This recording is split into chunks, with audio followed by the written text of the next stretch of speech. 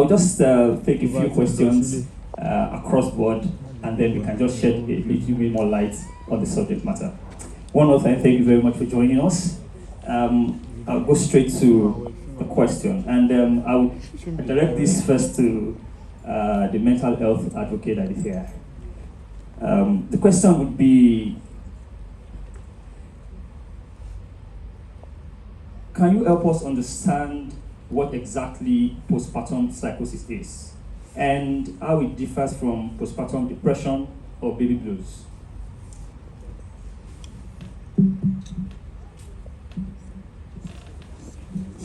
Thank you. Good evening, everyone. My name is Ayo Ayeni. And postpartum psychosis, I'll say, is a complete break from reality. So it's a medical emergency. Most people who are psychotic wouldn't know they are psychotic. And that's why events or movies or things like this are critically important. It's important that somebody can see that somebody is psychotic and get them help. It differs because they have the thoughts in their head is what we call egocentric. They kind of believe it to be true, as opposed to things like OCD or when you have an intrusive thought that scares the hell out of you. So those intrusive thoughts, you know they are not you. You're worried, you're thinking them, but you can't stop thinking them. Depression basically is, can look like crying, which we saw that a lot.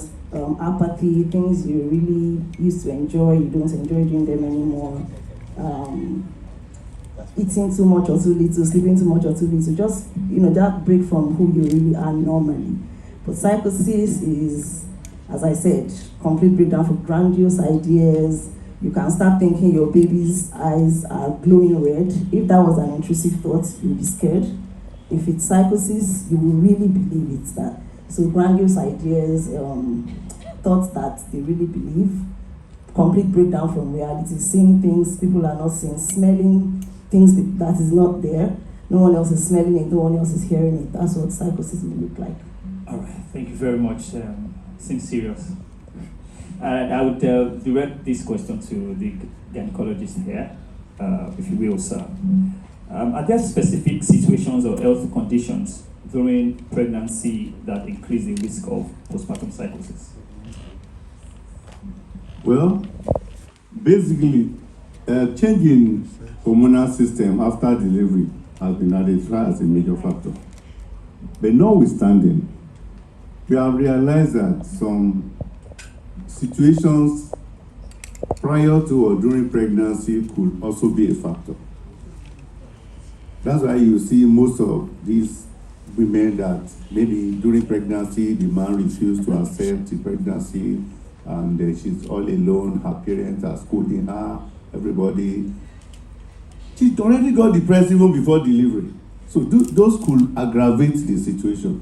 But notwithstanding, we still see it common among those that we cannot even see such history. But to be honest with you, this situation is commoner than we think.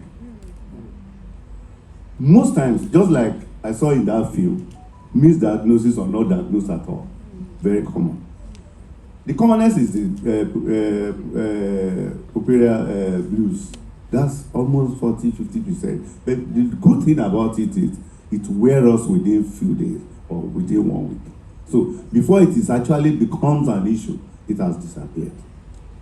But unlike psychosis, postpartum depression and all that, that could drag on for some time and could be even worse than what you see, without mentioning him. There is a teaching hospital in Nigeria that some years back, the woman developed this postpartum psychosis and it was not even identified. Suddenly, she jumped from the 4th floor and passed on. When you get to that teaching hospital now, you see that they make wire mesh to cover all the postpartum ward round. It's on the 4th floor. I will not mention the hospital.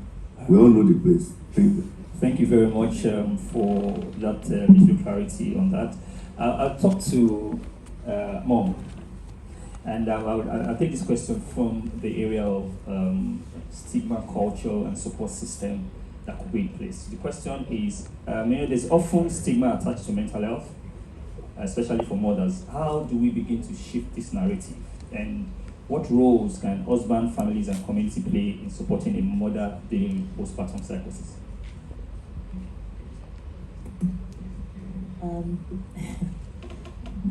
First off, I just want to say that it's a difficult thing to look in the face, and a lot of people in our society today don't believe it exists.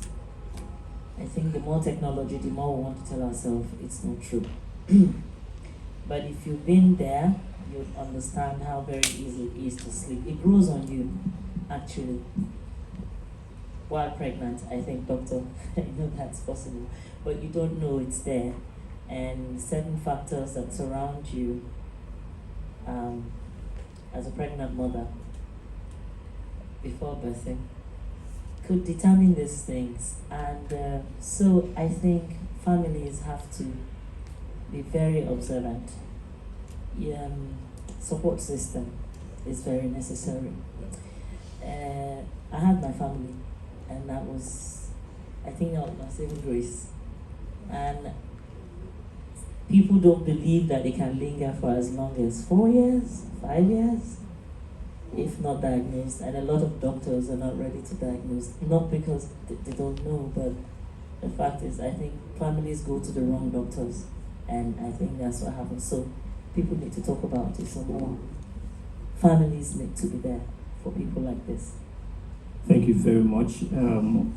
Of course, we can never underplay the role of family in situations like this. I'll ask one more round of questions, and this to the mental health advocate, and it would revolve around access to help.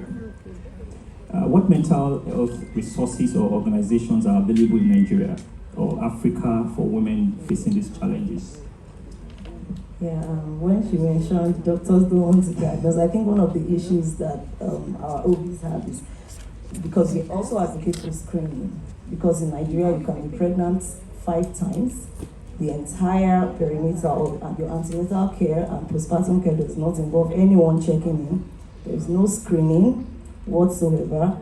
And so we're advocating, can we screen moms? Can we screen moms? And doctors, our OBs would say, okay, so if I screen this mom now and she's depressed, where do I send her to? And moms will say, therapy is not affordable. I think that there are many resources in Nigeria. Maybe we're all just doing a poor job of putting ourselves out there. Perhaps we need to do better. There's Postpartum Support Network Africa, doing an amazing job, run by Kachi.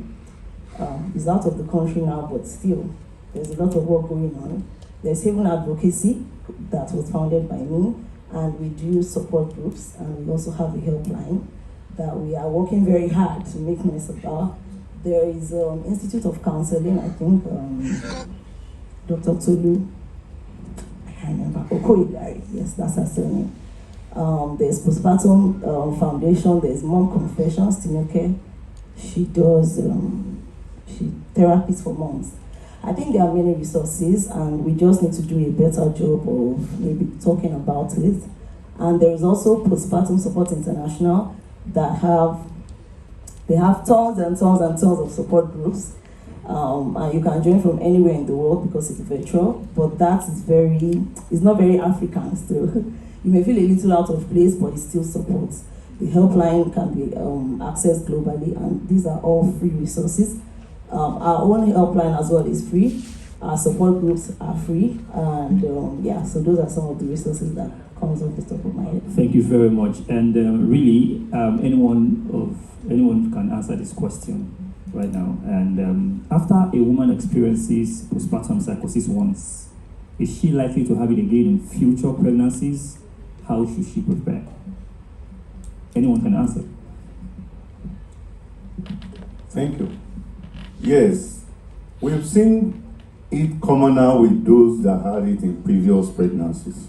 So that's why, you see, when a pregnant woman comes to register, those are some of the detailed history we need to take.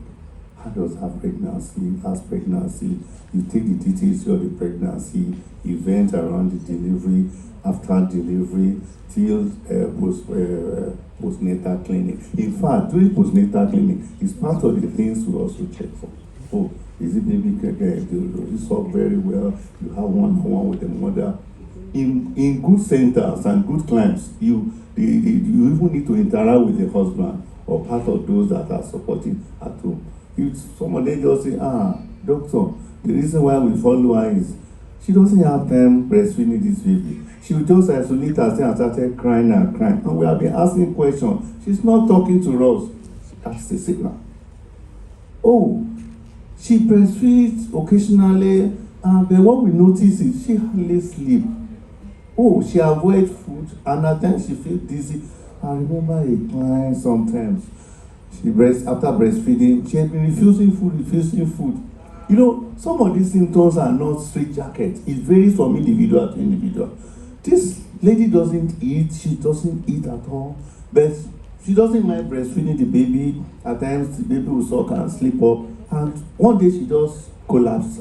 And they quickly rushed her. And when they picked her phone, the number they saw that my doctor, they called. Said, where is she? They described as, okay, I entered the car, let me quickly see. And I told them, whichever is there, please don't get a bottle of Coke for her and let her drink. And by the time we checked, it was just the blood sugar that went down because she breastfeed for some hours without eating herself. Thank you. Thank you very much. Because of time, it's not a conversation that we can exhaust, in a panel session after a movie premiere. Don't forget, it will be in the cinemas from July 4th this very year.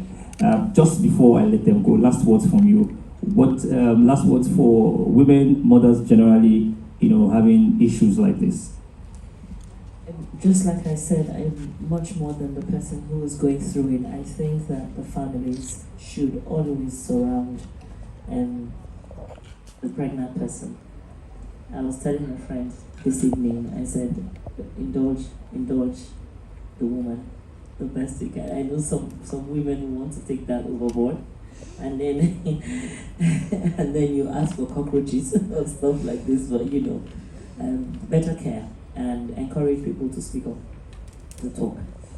All right, thank you very much. I'm afraid we'll not take more than this at this time. I think the subject matter is a click away from on the internet, and you can also get to doctors and professionals to seek clarity and more help. Ladies and gentlemen, if you will, another round of applause for our professionals as they get back to their seats. Thank you very much. Thank you very much. All right, quickly, before we leave the auditorium, I want to show